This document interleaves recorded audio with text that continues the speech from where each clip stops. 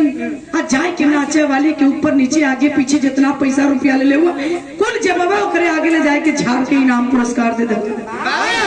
यहाँ तक तो ठीक है, आप लोग भी हम गावती पुरस्कार देते हुआ हम ठीक कलाकार को सम्मान देना ये गलत बात नहीं है।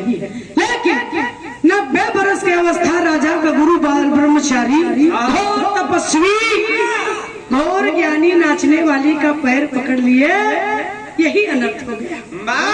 राजा रणजीत राज सिंहासन पर बैठा। कल एक बार राजा का गुरु नर्तकी से कथो एक बार घबराए लगल, गुरुजी का कहत हुआ? कल एक बार कल की गुरुजी हम ना समझ पाती आप का कहत हुआ? कल एक बार ये लेंगे तनी दोहराए दी जरूर, बड़ा बढ़िया गावत है, बहुत बढ़िया गावते लेंगे, दोहरा दे। एक दिन आए के मेरे आश्रम पे गा दे, कौन दिन खाली है लाइन दोहरा दे, लाइनिया पुरस्कार पौलेस दोहरा देलस। जब दोहरौलेस तब भैल का मास्टर